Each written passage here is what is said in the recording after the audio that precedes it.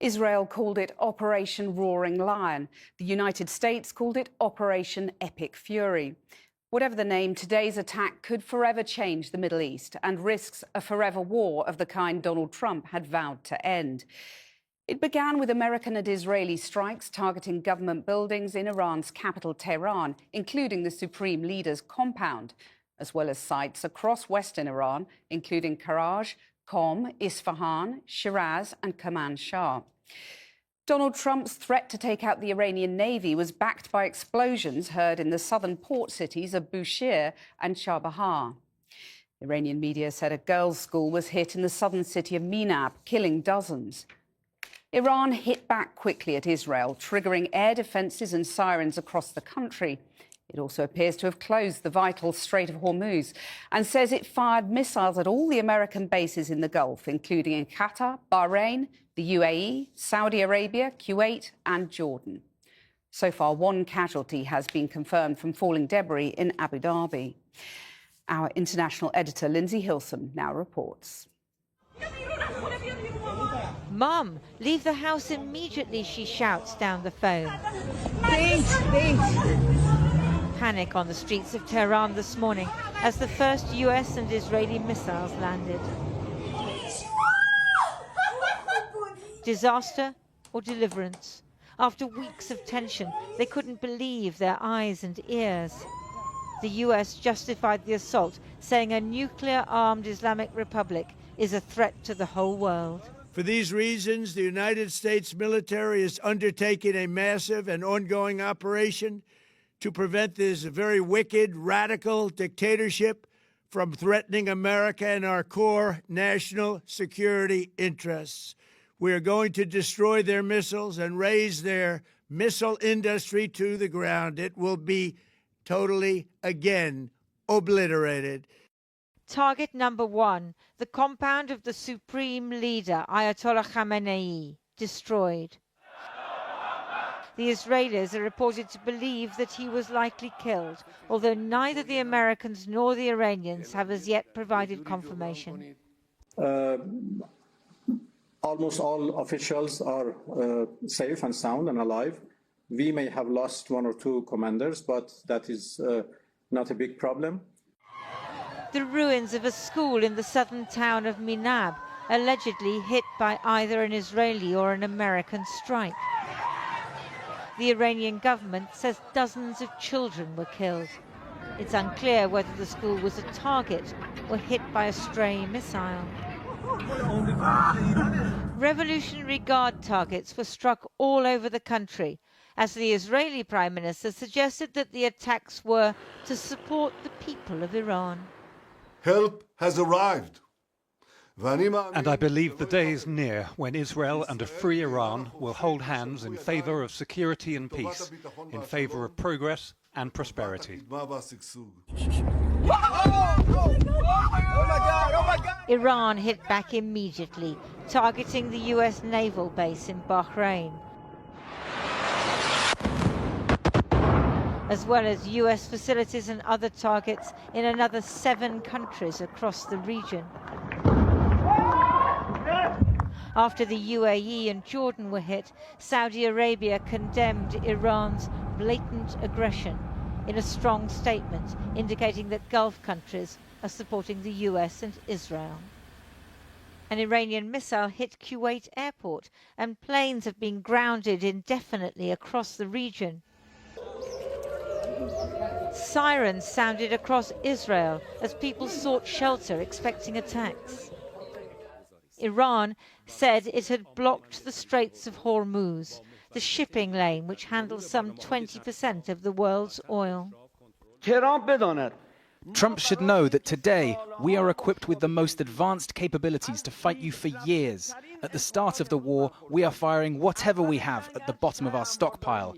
But as it continues, we will use our most powerful missiles, the things we have not revealed until now, the ones we have kept under wraps, we will also bring out in the coming days.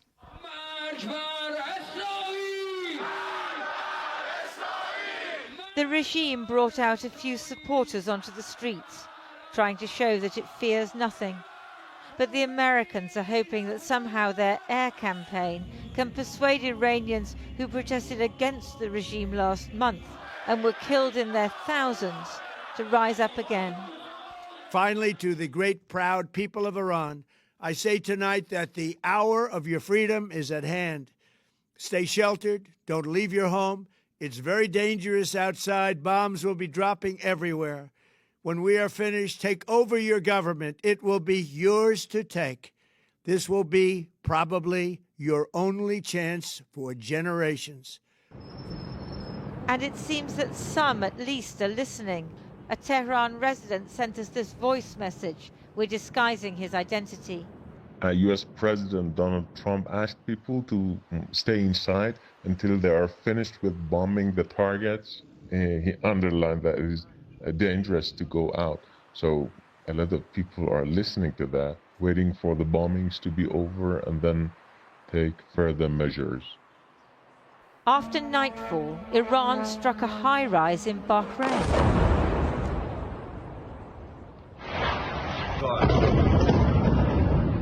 And this on the Fairmont Dubai Palm Hotel.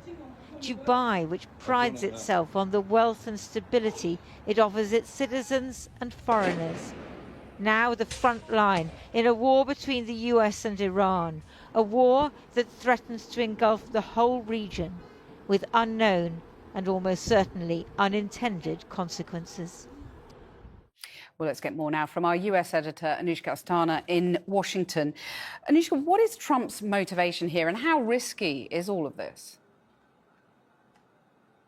Well, I think if you listen to his words overnight, it sounds like the most sweeping motivation you can imagine, with an end game of regime change. But also listening to him in recent weeks talking about Iran, he has been more focused than that, more narrow on the idea of taking out Iran's nuclear capabilities. In some ways, I think the president has been a little bit drunk on the perceived military success in Venezuela. And you can even hear that in the title of this, Operation Epic Fury, the tone I think that he wants to put out there. That said, presidents in the White House have for decades been discussing how to deal with the Iranian threat. I was speaking to someone this morning who sat through those conversations in the Biden and the Obama years. She said to me that back in 2003, many people thought George W. Bush went for the wrong country, Iraq instead of Iran. But she also explained why they didn't go there. They saw it as very high risk, not just because of the size of Iran, but also because of the structure of the regime, the layers, its desire to survive. And also, America wasn't seen as the right change maker because of its history. Now, speaking to another former negotiator, Aaron David Miller, this morning, he thinks that Trump has been told time and again that things will escalate if he strikes Iran, but when it happened, that wasn't the result. And that may be why he has pushed ahead this time. But Miller also warned that if the end game really is regime change, then there is going to have to be more than this, and perhaps even a ground game, which we know Trump's supporters do not want.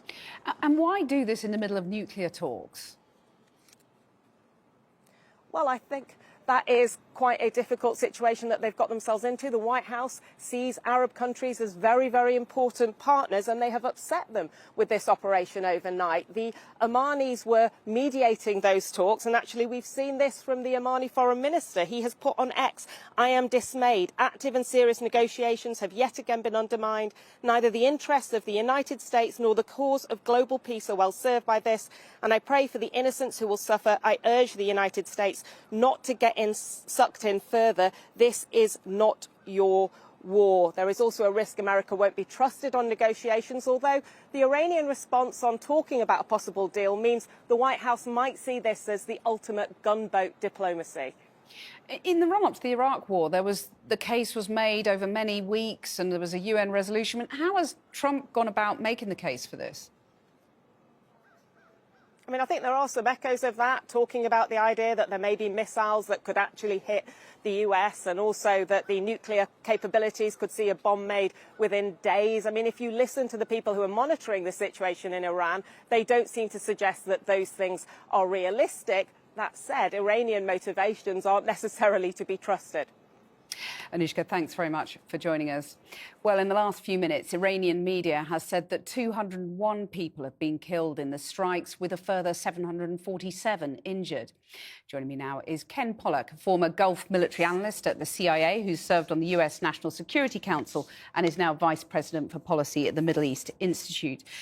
Ken Pollack, was there an imminent threat, as Donald Trump put it, and therefore was there any kind of legal justification for this war? Well, I'm not an attorney, so I'm not going to answer a legal question. What I will simply say is, no, Iran did not pose an imminent threat, certainly not to the United States, certainly not to the United States homeland. President Trump's justification for this, I think we saw part of it in his speech last night, but I suspect that we'll hear more from other administration officials over the course of the weeks. And yeah, to a point that Anushka made, if you weren't happy about the run-up to the Iraq War, this one seems this one is going to make that one seem well thought out, well planned, and carefully prepared by comparison. Yeah, and I mean, I know you helped make the case for the Iraq War, but, you know, then there was the UN process, there was a US congressional approval. This time, nothing, none of that. Correct. Yes, as I said, that time, at least President Bush did go to the Congress. He went to the people any number of times. Some of the statements were misleading. Some of them were simply wrong, but innocently so. But there was a year-long campaign to try to make the case, and the Bush administration did in a very ham-fisted way, but did try to bring other countries on board. This seems to have been rushed quite a bit more. And I think one of the great questions out there, Kathy, is whether President Trump had been planning a regime change campaign all along, or whether he suddenly came to this on the spur of the moment. You know, he has said he goes by his gut, and he often makes decisions, based on something that just happened. We'll have to find out. So in a way, this is really potentially a war, potentially a very protracted war, of questionable legality. I accept what you're saying. You're not an attorney, but this is on the whim of one man. Is there anything that can be done to sort of rein him in at any point? Well, unfortunately, the United States does have three different arms of government. Our judiciary has given it a pretty good shot and done a little bit. But, at the end of the day, the real check on the president of the United States was meant to be our Congress, which has been supine since he returned to office, and truthfully has been, as two of my friends said in a great book that they once wrote, the broken branch for the last 2 or 3 decades. And you talked of regime change, and, that does seem to be Donald Trump's aim here. Is it doable from the air, or is there going to be the need for a ground campaign with all the fallout that entails? Yeah, so this is, of course, the $64 trillion question. It's very difficult to change a regime from the air. Most of the time it fails, and countries have been trying for 80 years, let's remember. Typically, when it succeeds, there is some kind of a ground component. Perhaps the closest analogy we can come to this is, of course, the joint NATO operation against Libya in 2011. But even in Libya, there was a huge protest movement in which large numbers of Libyan military personnel were already participating. And so the NATO air forces were largely adding an air component to that. In this case, we don't see any of that. And I think that even if it somehow succeeded, and of course, new technology, new capabilities, it might succeed in bringing down this regime, but then you get into the next problem of it might bring down this regime and it might lead to chaos afterwards.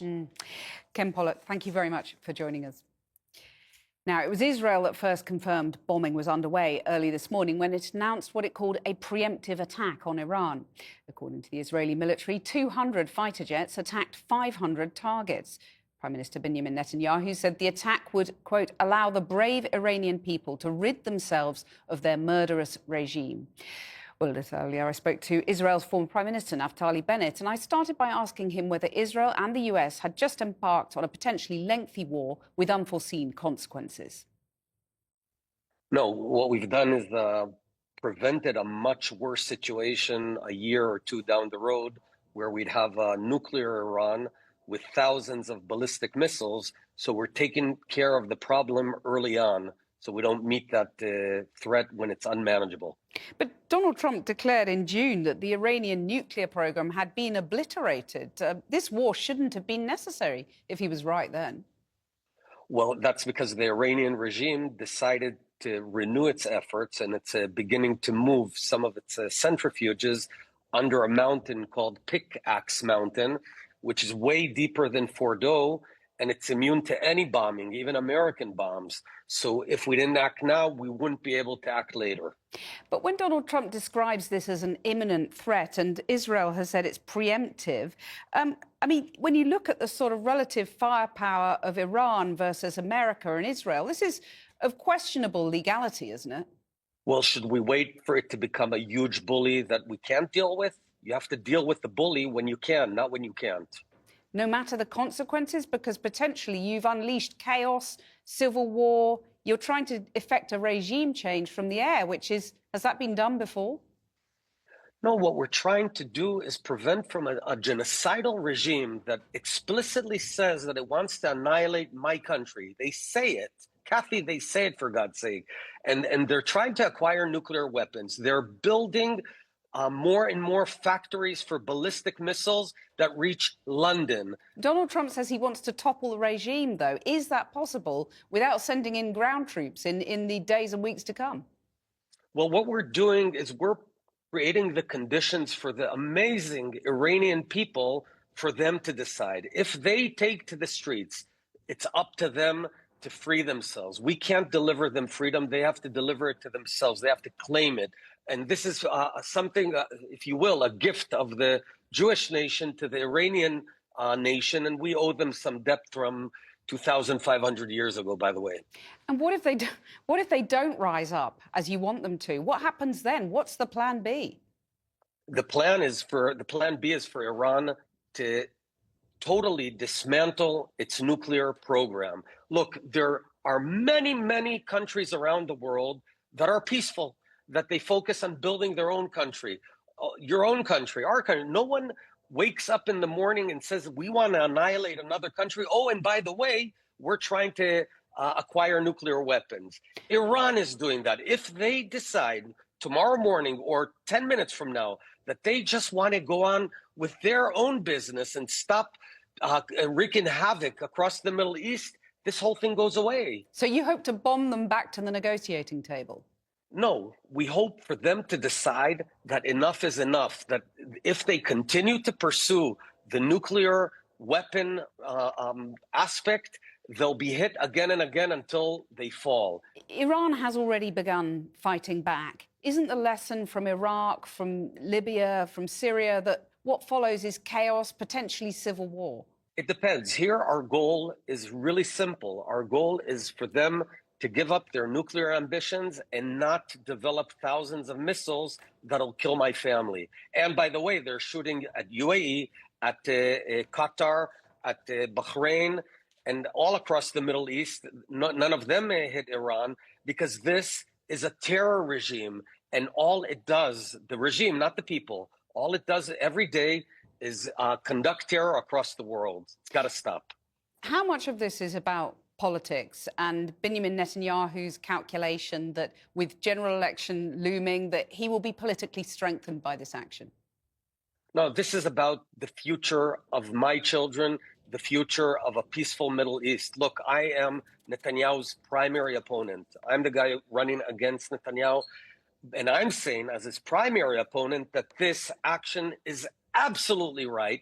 This action is long due. I've been calling for this for a decade, to hit the octopus head of terror on its epicenter. And that's what we're doing right now. We all stand behind this.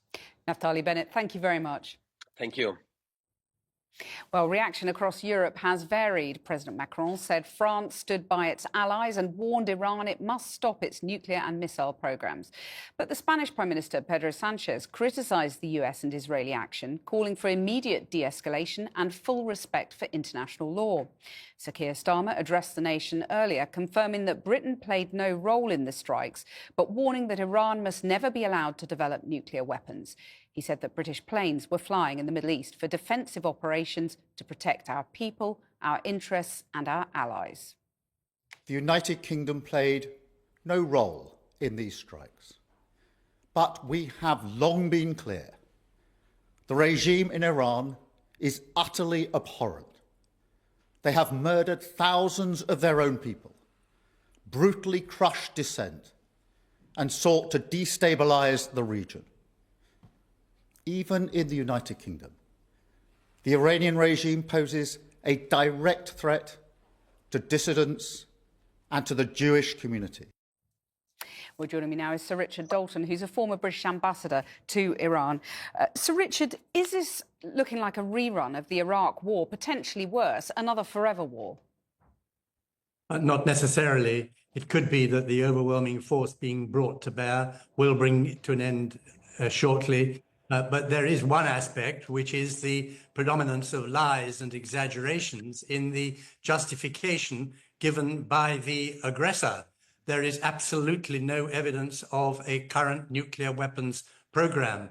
Netanyahu has been saying since the late 1990s that Iran was within months of having a nuclear weapon, and it remains as untrue today as it did then. So I challenge those who say that Iran is lying about this to show the evidence that they have.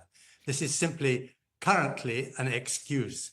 So what is your judgment then of the legality of this action? It is undoubtedly an illegal aggression. It is a crime. The abhorrent nature of the Iranian government does not justify a slaughter on this scale or an attempt to extinguish the independence and sovereignty of a member state. Moreover, it flies in the face of the rules and laws laid down as a consequence of the appalling breakdown of international order in the 20th century and the sacrifices of our fathers and grandfathers to try and establish that nations have rights not to be exposed to the arbitrary use of force to resolve disputes, that should be respected. I don't want to live in a world in which the only rule is a rule that the strong men, whether Russia or the United States, can make up the rules as they go along. But you heard what I put a similar argument to the Israeli former Prime Minister, and you heard him talking about the genocidal threat from Iran. Doesn't that carry weight? There is no current genocidal capability in Iran, and there is no such threat. Indeed, it's very unwise of Mr. Bennett to throw around the word of genocide when so many international experts on that subject say that genocide is what they are doing. We are in an era in which the imperialism of the United States has gone rogue, and it's time to see whether what Mr. Carney called for, namely middle powers to stand against it, to see whether that has got any strength to it. Unfortunately, what is... I just wonder what you made of the statement from the Saudis today, you know, effectively, well, condemning the blatant attacks by Iran. That support for what Donald Trump's doing is significant, isn't it? Well, is it support for what Donald Trump is doing? I haven't seen evidence of that. And of course, they would condemn attacks on their soil, albeit that the intention of the attacks appears in some cases to have been American facilities. I mean, there was no condemnation of the US action, though, from Saudi, which was interesting, wasn't it? Well, the United States bully has established a kind of hegemony over the opinions of states. So we hear the British Prime Minister, who started in a neutral position, now saying that it's down to Iran to end an aggression against it. I mean, that is simply absurd and the most appalling hypocrisy, given the stance we take against aggressors elsewhere. What did you make of Keir Starmer's response then? You know, does the UK inevitably get drawn into this? Because he was emphasising the need to stop further escalation, respect for international law and so on. Does the UK get drawn into this, not least because Trump may need to use the UK-US base in Diego Garcia? Well, they certainly shouldn't make the United Kingdom complicit in their aggression. We'll know more about the international diplomatic response when we see the results, if any, of the UN Security Council meeting, and we will see whether this alleged interest of the British government in international law means anything in practice. They should be calling for a ceasefire, as the UN Secretary General has done. The joint American-Israeli strikes in Iran may have been precipitated by a staggering build-up of force in the region, but its roots go back more than just a few weeks. Iran has been a thorn in the side of the United States for decades, raging against the great Satan that once helped orchestrate a coup against its leaders. Just a few months ago, Donald Trump launched an attack that he said obliterated Iran's nuclear capabilities. So why have they attacked again? Kemian Zerum reports. America's relationship with Iran had been tense for decades before the hostage crisis which came to define their bitter feud. The failed rescue mission of 52 embassy staff abducted during the 1979 revolution. Helicopters lying wrecked in the desert after poor planning and mechanical failure. 8 US soldiers killed in the confusion. By the time the hostages were eventually returned, the pattern had been set. Iran's Islamic leadership implacably opposed to a US-centric worldview, determined to use its own influence to build an Islamic republic at the heart of the Middle East, and pursuing nuclear energy as a matter of national pride and security. But nuclear bombs, feared Washington, were Iran's real ambition, which Iran has denied all along. And thus we arrive at today. The US and its allies say Iran's support of allied militias across the region, what Tehran calls the axis of resistance, fuels instability and political violence. From Hamas in Gaza and Hezbollah in Lebanon and Syria to Shia militias in Iraq and the Houthis in Yemen. Iran sponsoring what the West calls terror and its nuclear program, both issues always near the top of the global diplomatic in-tray. President Obama reached a deal that supposedly limited enrichment with the Iranian President Rouhani. The two of us discussed our ongoing efforts to reach an agreement over Iran's nuclear program. Only to be torn up by Trump during his first term in favor of sanctions. We will be instituting the highest level of economic sanction. October the 7th then unleashed change not just in Gaza, but across the entire region. Israel went after Hamas. Gaza destroyed, tens of thousands killed. Hamas still in charge, but weakened. Likewise, Hezbollah in Lebanon, whose leadership was decapitated and firepower degraded after pages were booby-trapped and a relentless bombing campaign. The axis of resistance was collapsing. As for Iran itself, Israel launched the 12-day war last summer, which many say bumped Trump into attacking the country's nuclear facilities in Operation Midnight Hammer. They were decimated. Their nuclear capability, that potential which could have happened within 3 or 4 weeks, was decimated. It's been obliterated. Since then, Washington deployed a huge armada, Trump's goal expanding from stopping an Iranian nuke to regime change. During widespread protests a few weeks ago, the US promised the demonstrators help was on its way. But the mullahs and Revolutionary Guard are in total control of internal security. Human rights groups say 30,000 were killed for daring to protest. Last week in Geneva, more nuclear talks ended without agreement. And this morning, the US moved again, backed by Israel, without congressional or UN agreement and no apparent basis in international law. President Trump claiming again the US was paving the way for Iranians to rise up. When we are finished, take over your government. It will be yours to take. US-backed regime change doesn't have a great record.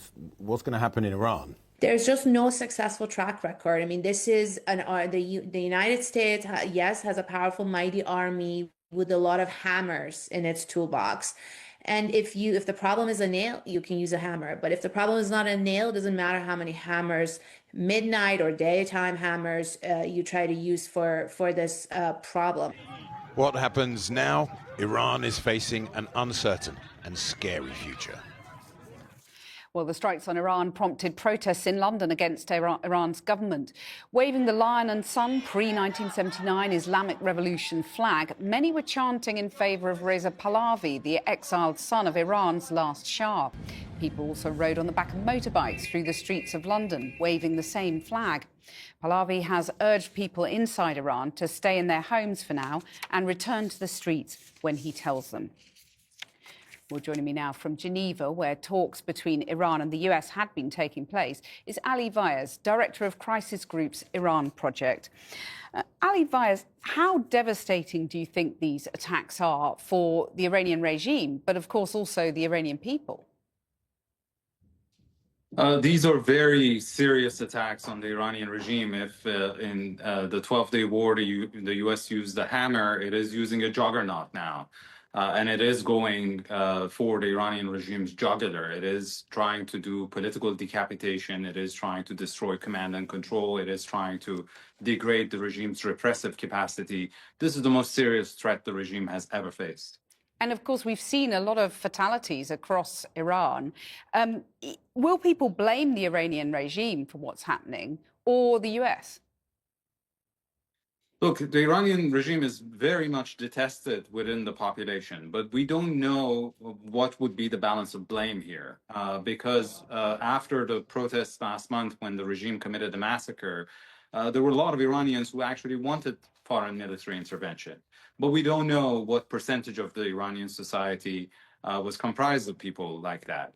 And we don't know if casualty numbers start mounting up, if the country's infrastructure is targeted, if people's level of misery goes through the roof, then what would be the balance of blame? But of course, we've seen this in the past, that the US is very good at tactical victories in conflicts like this, doesn't necessarily win the battles of hearts and minds. Well, and Trump's called for the people to rise up and overthrow the regime. How does this regime fall? How does that come about? What's the machinery that makes that possible? Look, it's very hard to imagine that that scenario would pan out. The U.S. can, for sure, degrade the Iranian regime, remove several layers of it. But the repressive apparatus of this regime is comprised of literally hundreds of thousands of revolutionary guards and their militia. And the massacre they committed last month was with small arms. This is not Syria, in which fighter jets and tanks and barrel bombs and chemical weapons were used. So in order to completely neutralize the repressive capacity of this regime, it requires literally weeks and months of massive bombardments, which would create massive casualties. And even then, the people who are supposed to take over are unarmed, unorganized, fragmented, and don't have leadership and infrastructure to be able to take over the task of governance. And when the US removed Nicolas Maduro in Venezuela, obviously a very different scenario, a very different country, but they installed Delcy Rodriguez. Who is the equivalent in Iran? Is there one? Does the US have someone in mind? That might be the case, but I think the main difference with Venezuela here is that the negotiations that led to that kind of transition happened before the military operation. Now the U.S. has put the cart before the horse. It is trying to kill every senior Iranian official out there.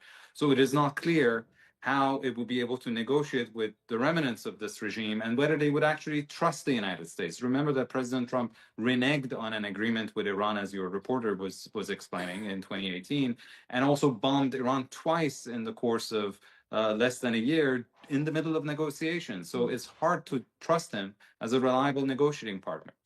And, you know, we know from previous experience in Iraq and so on what chaos this can unleash in Iran itself, but also in the region. And Iran's now launched these retaliatory strikes. How much chaos can this now unleash, do you think? A lot more. This is just day one, and this could really result in a full regional conflagration. And if the U.S. succeeds in bringing down the Iranian regime, it might replace it with a more radicalized one, or it might replace it with chaos and civil strife, turning a country of 92 million into a failed state, which would have consequences like radicalization, instability, wave of refugees that would affect not just the region, but it would also reach European shores. Ali Vaez, thank you very much for joining us. Well, the strikes have had a major impact across the Gulf. Qatar has just suspended all public events and gatherings and hotels and tourism sites until further notice. And in the United Arab Emirates, text messages have been sent to citizens and residents telling them to remain indoors and await official instructions. Well, let's bring in our US editor, Anushka Astana, in Washington again. Anushka. I think the question here is, what is the end game? If, as the mood music suggests, the end game is regime change, then the question you've been asking, Kathy, can it actually be achieved from the air? Speaking to people who have been involved in these discussions under previous presidents, they came to the conclusion that no, it couldn't, that it would require a more protracted operation and that was too high risk. And I actually think that the British view echoes some of that. It's interesting listening to the language from Keir Starmer. Officials in the UK government tell me that he's being very careful. He's walking a diplomatic tightrope, in part because he doesn't want to criticise the US. He wants to make clear we oppose the Iranian regime, but also we do not support regime change for a couple of reasons. Sources say, firstly, there is no credible opposition, and secondly, we're worried about the impact of this. There is talk here about the fear of terror reprisals. Well, sources in the UK say it is no coincidence that the Home Secretary, Shabana Mahmood, turned up at Cobra this morning, and also worries about what happens if they close the Strait of Hormuz, and that impacts global oil supplies and, in turn, affects inflation. And we've had a statement from US Central Command saying that the damage to American interests has been minimal so far. But how do you think all of this will go down with Americans? Well, look, Donald Trump has been monitoring this overnight, actually from Florida, from Mar-a-Lago. He spoke to Benjamin Netanyahu, the Israeli Prime Minister, and his Secretary of State, Marco Rubio, spoke to the so-called Gang of Eight, the key figures in Congress before this happened. They didn't do that from Venezuela, so they've learnt their lesson. That said, they did not get congressional permission to do this, and there is annoyance about that in Congress. Republicans did not vote this week to try to restrain Donald Trump's war powers, but they are nervous about the midterms in November. They're nervous because they know that Americans, while they might accept strikes on Iran, they've told me this week, MAGA-supporting, Trump-supporting Americans have told me they do not want a long war in Iran.